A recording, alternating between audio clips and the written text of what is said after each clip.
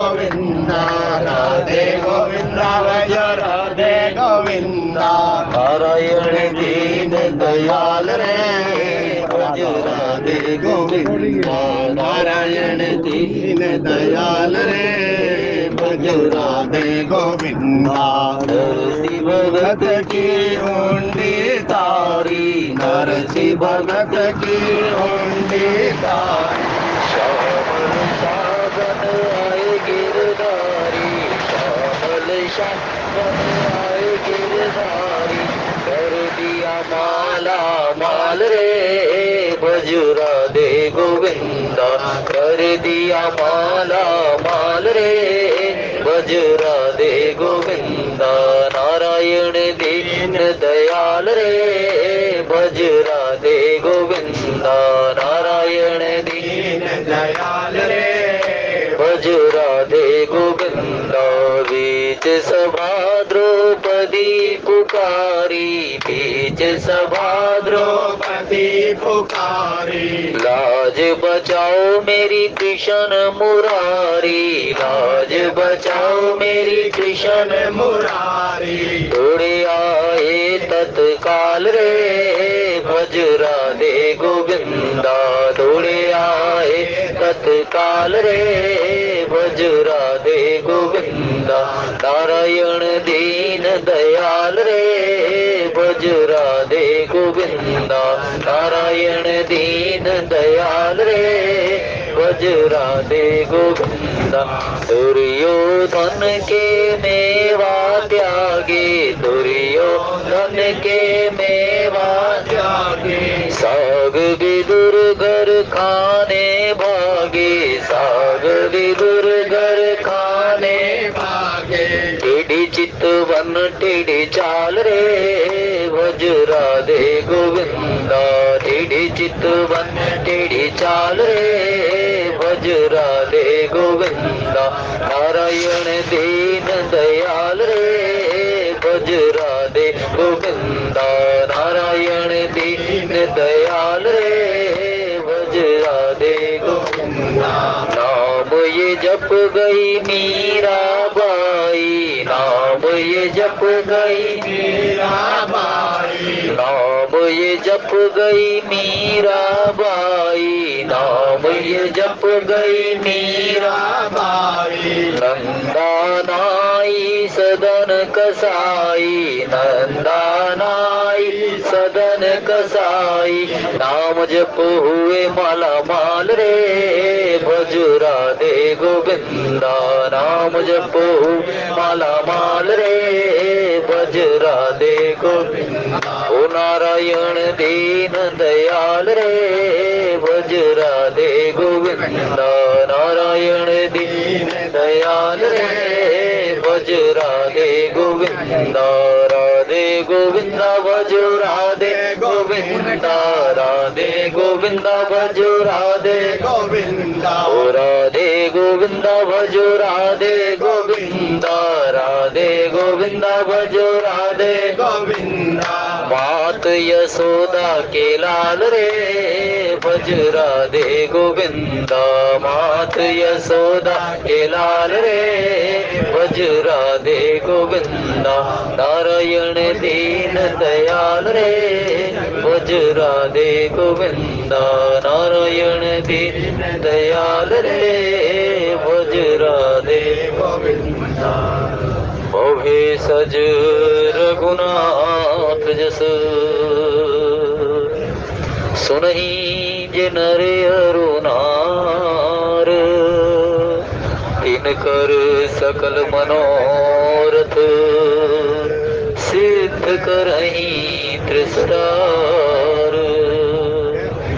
जस तुम्हारे मानस विमल हंसन जी जासु मुक्ता हल गुण गण सुनहि राम बसो हियतासु राम बसो हियतासु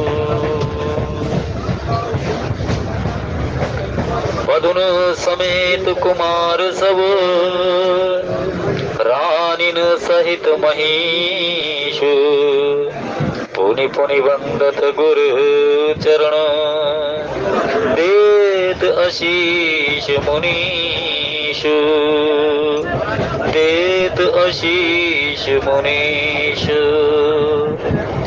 इन्हें कीन और अति अनुरागे सुत संपदा राख सब आगे नेग माग मुनि नायक लीना आशीर्वाद बहुत विधि दीना उर्धरि राम ही सिय समेता हर्ष कीन गुरु गवन निकेता विप्र बधु सब भूप बुलाई जेल चारु भूषण पहिराई बहुरी बोलाई सुआसन लीनी रुच विचारी पहिरावन दीनी नेग नेग जोग सब लेही रुचि अनुरूप भूप मुनि देही प्रिय पाहुने पुच्छ जे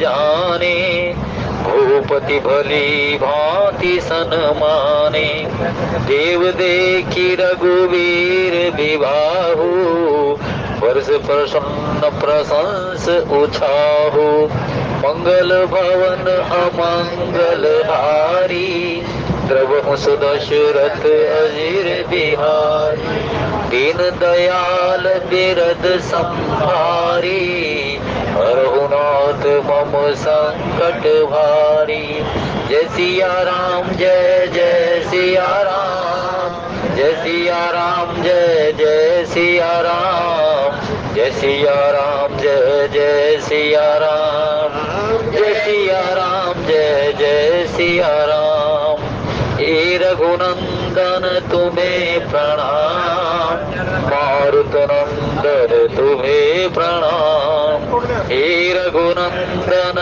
तुम्हें प्रणाम मारुत नंदन तुम्हें प्रणाम श्री राम जय जय राम श्री राम जय जय राम श्री राम जय जय राम श्री राम जय जय राम चले निशान बजाई सुर निज निज पुर सुख पाई कहत परस पर राम जस प्रेम न हृदय समाई प्रेम न हृदय समाई। उपस्थित रामचरितमानस के अंतर्गत भगवान सीताराम जी के भाग्य बाद में भगवान सभी पूर्व के वासियों को अपने दर्शन का फल देते हुए रनिवास में आए पहुंचे। सभी प्रकार से माताओं ने रनिवास ने चारों भाइयों समेत भगवान श्री राम और सीता समेत सभी वर वधू की आरती की, प्रदक्षिणा की, वार नछावर हुई, आरती हुई और सभी प्रकार से मंगल जो शुभ कार्य होते थे वो संपन्न किए। और अब महाराज गुरुदेव के सामने है। पतन समेत कुमार सब रानिन सहित महेश पुनि पुनि बंदत गुरु चरण देत आशीष मुनीश।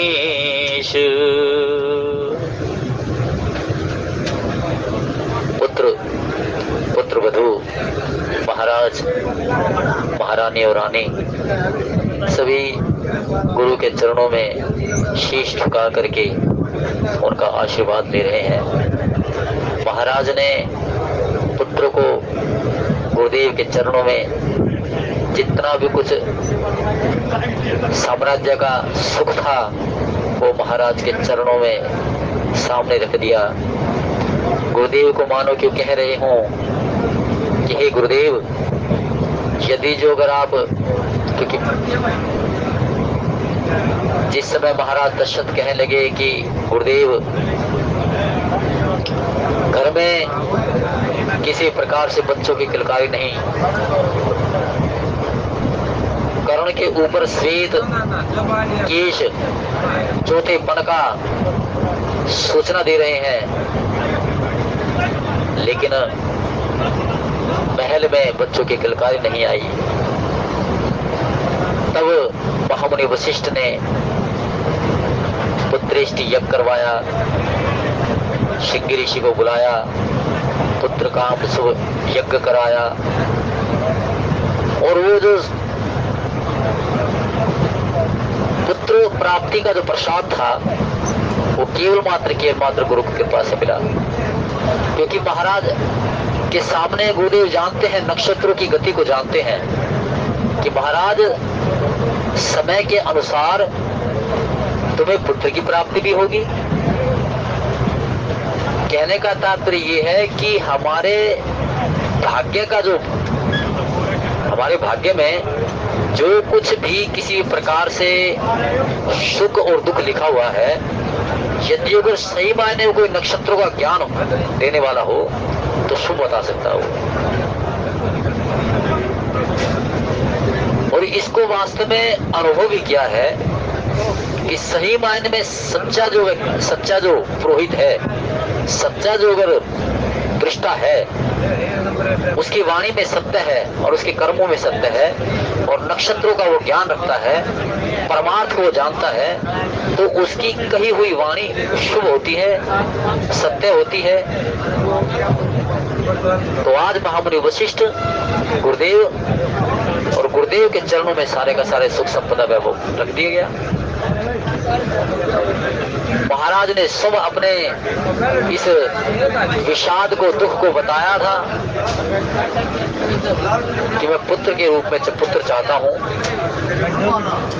और वशिष्ठ जी महाराज ने फिर श्रृंगी ऋषि को बुला करके पुत्रेष्टि यज्ञ करवाया, क्योंकि वो जानते हैं श्रृंगी ऋषि इस यज्ञ कराने में पारंगत हैं, और उनके द्वारा किया गया जो यज्ञ होगा वो पूर्ण अंतःकरण का जो भाव है, अंतःकरण का जो मनोभाव है, मनोकामना है, वो अवश्य पूरी होगी और हुई भी। दशरथ पुत्र जन्म सुनी काना, मानव ब्रह्मानंद समाना, जाकर नाम सुनत शुभ होई, मोरे ग्रह आवा प्रभु सोई। श्री राम जय राम, जय जय राम, श्री राम जय राम, जय जय राम। और आखिरकार हुआ भी यही, एक नहीं दो नहीं 4 पुत्रों की प्राप्ति हुई। तो ये सारे जो नक्षत्रों का ज्ञान था वो महामुनि गुरुदेव के पास में है, बता दिया कि तुम्हारे 4 पुत्रों की प्राप्ति होगी। और जिस समय विश्वामित्र महाराज लेने आए, और महाराज जब विश्वामित्र जी लेने आए तो वहां पर दशरथ जी क्या कहने लगे, राम देत नहीं बरहे गोसाई। लेकिन गुरुदेव नहीं समझाते। गुरुदेव क्या कहने लगे, इस संत जो मानता है तो उसमें भी तुम्हारा हित छिपा हुआ है।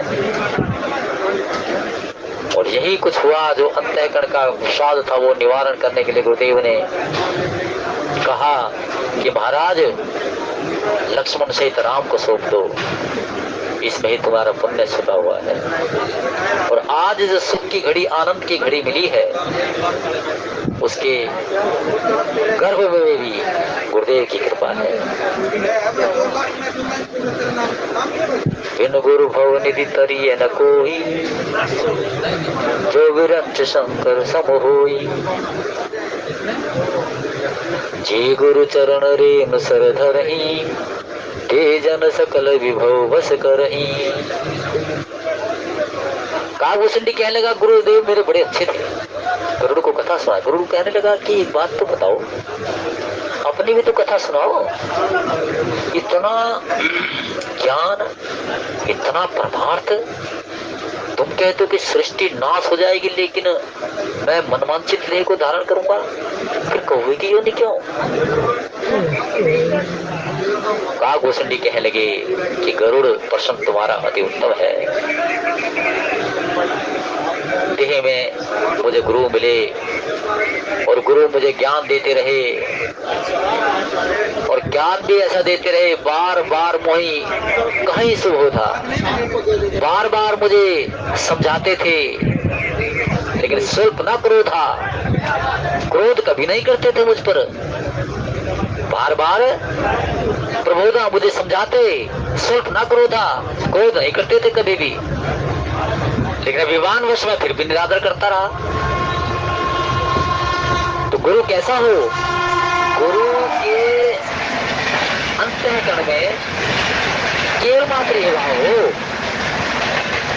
कि मेरी शरण में जो आया हुआ है, मैं अपनी शरण में रख करके अपनी शरण में आए हुए को किसकी शरण में ले जाऊं? भगवान की शरण में ले जाऊं। और यही कुछ दिखाता है गुरु और शिष्य का प्रसंग।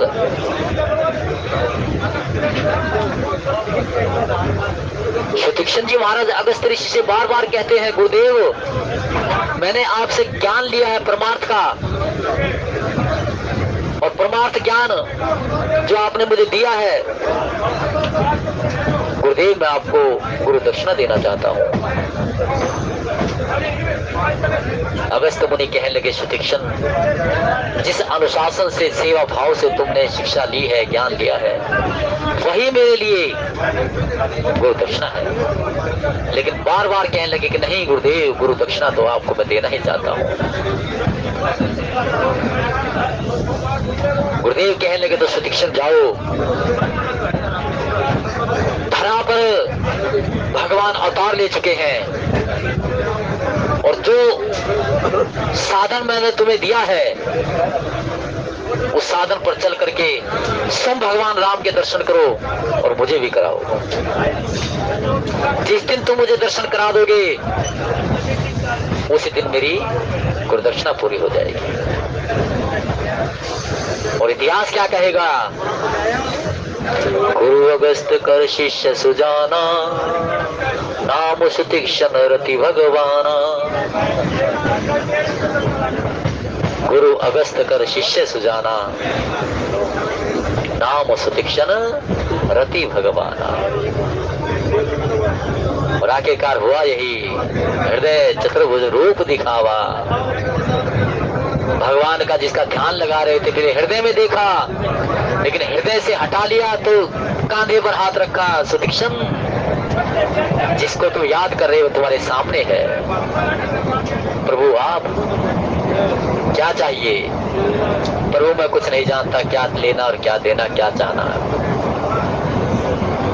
जो आप दोगे वही ले लूंगा, लेकिन प्रभु एक बात अवश्य है, सारी बातें हो गई, ले लिया, दे लिया, सब कुछ हो गया। भक्ति मांगी, भक्ति ले ली अपने आप ही, लेकिन जब चलने को हुए तो क्या कहने लगे? बहुत दिवस गुरु दर्शन पाए। कि गुरुदेव भगवान, हे प्रभु मुझे गुरु से दूर हुए ना बहुत दिन हो गए हैं। और वहां पर भगवान श्री राम ने देखा सुतीक्षण क्या कह रहे हैं, और जैसे ही मुनि चतुराई से दो भाई, मुनि के उन शब्दों को जान गए भगवान श्री राम कि गुरुदेव की पूर्व दक्षिणा पूरी करनी है। इसलिए क्या कहने लगे? प्रभु आप मेरे साथ चलो, तुम कह नाथ निहोरा नाही। प्रभु आप मेरे साथ में, मेरे गुरु के साथ, मेरे गुरु के सामने चलो, मैं ये चाहता हूँ। भगवान लक्ष्मण जी की ओर देख करके हंसे, मानो कि कह रहे हो कि लक्ष्मण सुतीक्ष्ण की गुरु दक्षिणा पूरी करनी है भाई। और गुरु दक्षिणा करने के लिए भगवान सुतीक्ष्ण जी के साथ चले। और जैसे अगस्त मुनि ने देखा प्रभु आए हैं, नाथ कौशला धीश कुमारा, आयो मिलन जगत आधारा, आयो मिलन जगत आधारा। क्या सुंदर चर्चा है सुतीक्ष्ण अगस्त की। सदगुरु के चरण में धोए धोए दीवा, सदगुरु के चरण में धोए धोए दीवा। सदगुरु आप सुनी अरदास, कारज आया सगला रास। मेरी गुरुवाणी कहती है कि हे गुरुदेव, ये सारा समाज तेरी शरण में आया है। जाका किया सब कुछ होवे, ताका अमर न बेटे कोई। गुरुदेव आप जिसको वो अमर कर दें, उसका क्या बाल बाका हो सकता है। सदगुरु के चरण में धोए धोए, जिस गुरु को मैं करूं नमस्कार, जिस गुरु को मैं जाऊं बलिहार। सदगुरु के चरण में धोए धोए दीवा, सदगुरु के चरण में धोए धोए। ऐसा गुरु मिले, ऐसा गुरु मिले जो इतिहास में कहा जाए कि शिष्य ने अपने गुरु के द्वारा दिया गया जो मंत्र था, गुरु के द्वारा दिया गया जो साधन था, उसको अपने जीवन में उतारा और सब दर्शन किए भगवान के और अपने गुरु को दर्शन करा दिए। तो गुरु कैसा? अगस्त जैसे, जिसने कहा कि जिस दिन ये बन जाएगा कि आज शिष्य ने अपने उस परमार्थ पर चल करके गुरु के दर्शन करा दिए, वो मेरी सबसे बड़ी गुरु दक्षिणा होगी। तभी आज मेरी मानस कहती है, गुरु अगस्त कर शिष्य सुजाना, नाम सुतीक्ष्ण रति भगवान, नाम सुतीक्ष्ण रति भगवान। रति में लग गए, ऐसे रति में लगे, ऐसे रति में लगे कि भगवान को शाश्वत रूप से आना पड़ा। पहले हृदय में दिखा दिया रूप, लेकिन हृदय से बात बना करके फिर क्या कौतुक करने लगे। कभी देखे वृक्ष की ओट में जा जा करके। यही कुछ होता है। काकभूषुंडी कहने लगे कि जिस गुरु ने मुझे बार बार ज्ञान दिया, परमार्थ समझाया, स्वल्प ना क्रोधा, मुझ पर कभी क्रोध नहीं किया, बार बार प्रबोधा, बार बार मुझे समझाते थे, लेकिन कभी क्रोध नहीं किया, केवल मात्र मेरे उस जीवन के सार को सुधारने के लिए लगे रहते। मैं गुरु का अपमान करता रहा, गुरुदेव मुझ पर कभी क्रोध नहीं करते थे। और आखिरकार जिस गुरु को मैंने अपमान किया और जिसकी मैं भक्ति करता था, वही गुरुदेव के गुरु महादेव मुझ पर अत्यंत क्रोधित हो गए। और महादेव जब मुझ पर अत्यंत क्रोधित हुए तो महादेव को शांत करने के लिए मेरे उसी गुरु ने ही चरणों में समर्पित किया। स्तुति गाई, सभी जानते हैं, और स्तुति गा करके भगवान को प्रसन्न किया। और आज काकभूषुंडी कहते हैं, गरुड़ कभी गुरु का निरादर मत करो, हर गुरु निंदक दादुर होई। कभी भगवान की निंदा मत करो, कभी संतों की निंदा मत करो, कभी गुरु की निंदा मत करो।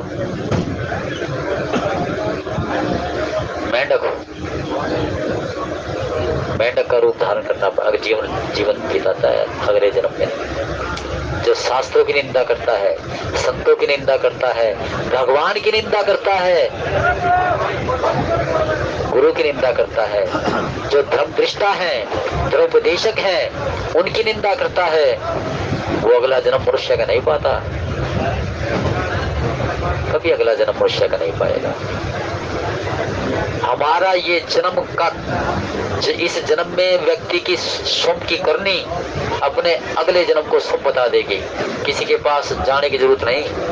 हमारे इस जन्म के कर्म अगले जन्म को तर्पण के मात्रों दिखा देंगे कि इस जन्म में जैसा व्यक्ति करता है अगला जन्म उसको उसी प्रकार से मिलता है। दुष्ट अनिष्ट जो कर्म करता है वो अगले जन्म में मशक की, सूकर की, कुकर की, इस प्रकार की योनि प्राप्त करता है।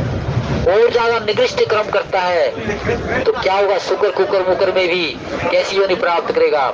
कहीं किसी प्रकार से वो देह से रोगी मिल जाएगा, कहीं किसी प्रकार से वो भटकता रहेगा, कहीं उसको किसी प्रकार से भोजन नहीं मिलेगा, जल नहीं मिलेगा, जहाँ जाएगा वहीं उसको पत्थर मिलेंगे।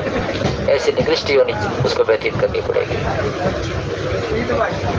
तो इस जन्म का कर्म अगले जन्म का तर्पण है।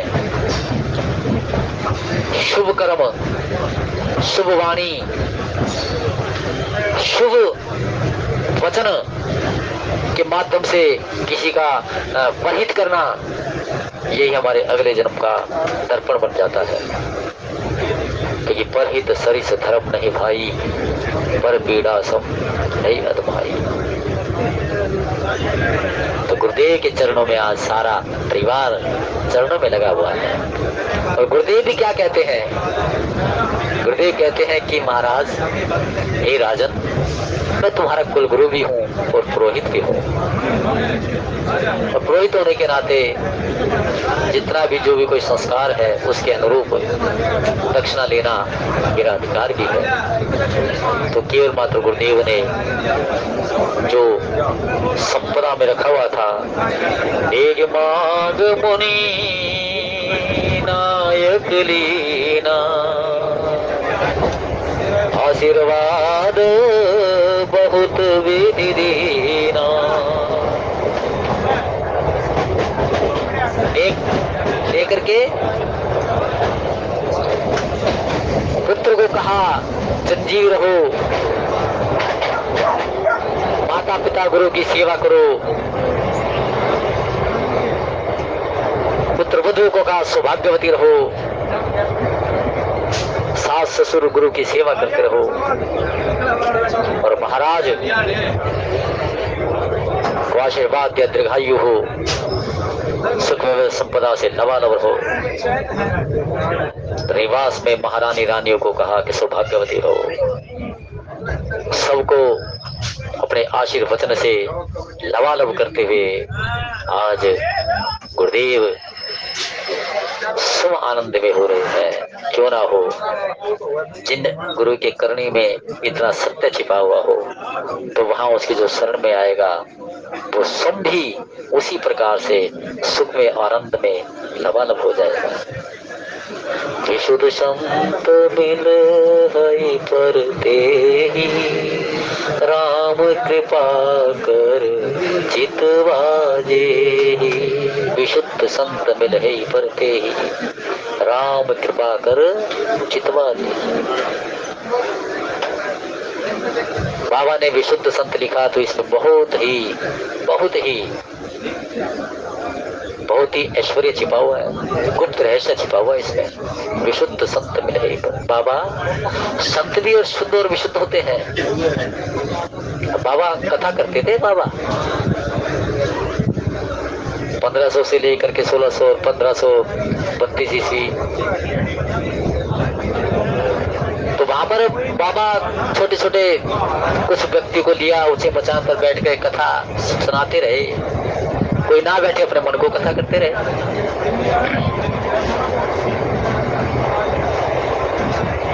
कोई ना भी सुने तो बैठना ऊंचे मचान पर और भगवान की कथा रामचरितमानस वही जो उसी को गा गाते सुनाते।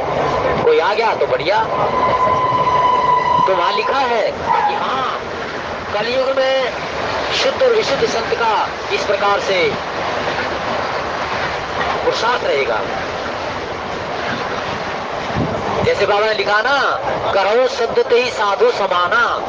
पर गुरुदेव ये साधु और साधु समान क्या, बड़े रहस्य छिपे हुए इसमें। गुरुदेव ये साधु और साधु समान, इसमें क्या अंतर हो गया? शुद्ध और विशुद्ध, इसमें क्या अंतर हो गया? अतः संत भी विशुद्ध, विशुद्ध संत मिलहि परते ही राम कृपा कर चितवा जाए। राम जी की कृपा हो तो कैसे मिलेगा संत? बिल्कुल विशुद्ध मिलेगा, बिल्कुल एकदम से, यानी कि जिसके रहनी चलनी बोलनी करनी समाज के साथ में सम है। यद्यपि राम सीम समता की, यद्यपि राम सीम समता की, उसका समता का बोध होगा, उसका अंतर्मन और बाह्य तन संदेश देने वाला होगा, बिल्कुल सत्य के साथ में। ऐसा नहीं कि समाज के सामने कुछ और समाज के पीछे से कुछ है। जिसका बड़े बड़े संत हैं भाई, बहुत बड़े बड़े संत, और इसी प्रकार से उनकी शरण प्राप्त होती रहे। भगवान की कृपा है, सदगुरु के चरणों में अपने नतमस्तक, चरणों में अपने शीश झुकाते रहो। चाहे गुरुदेव का सामिप्य ना मिले, लेकिन अपने गुरु को दूर रह करके भी, अपने गुरु से दूर रह करके भी उसको नित्य रूप से अपने हृदय में रखे और हृदय में झांक करके उसके रोज दर्शन करे, उनके ज्ञान को, उनके परमार्थ को श्रवण करे, स्मरण करे और उसके अपने आचरण में लाए। सभी जानते हैं गुरु को चाहे समीप ना हो, लेकिन गुरु की वाणी को, उसी को श्रवण करना, उसको आश्रम में लाना पुरुषार्थ को पुण्य में बदल देता है, सुकृत में बदल देता है। तो बाबा लिखते हैं कि विशुद्ध संत मिल ही पते ही राम कृपा कर चितवै जी। भगवान की कृपा से जिसको विशुद्ध संत मिल जाता है, गुरुदेव के रूप में मिल जाते हैं, ये अत्यंत कृपा मानिए। अन्यथा तो कलयुग का कलमस कहां पर छल और कपट लेकर के सामने आ जाए, ये कोई जान नहीं सकता। लोभ लालच कब किसके हृदयंगम हो जाए, ये कोई जान नहीं सकता। विषय विकार कब कहां पर उसके अंत, कब कहां किसी प्रकार से हमें झमेले में डाल दे, ये मालूम नहीं होता। लेकिन एक बात अवश्य है कि परमात्मा की कृपा बनाए रखिए। और परमात्मा की कृपा कहाँ है? जहाँ सुमति है और जहाँ सुंदर कर्म है, जहाँ पर परहित है, वही परमात्मा की कृपा है। और जब परमात्मा की कृपा है तो संतों का साथ होगा, सज्जनों का साथ होगा, सभी प्रकार से अच्छा सुनने को मिलेगा, अच्छी वाणी मिलेगी कहने को, अच्छा ये इंद्रिया कर्म करेंगी। और जब अच्छा ही केवल मात्र सब कुछ होता है तो पुण्य बढ़ते हैं, और पुण्य बढ़ते हैं तो जीवन में सुख बढ़ता है, आनंद बढ़ता है। जैसा कि महाराज दशरथ के यहाँ पर है, उनके पुण्य, उनके सुकृत सब गुरुदेव की कृपा से है।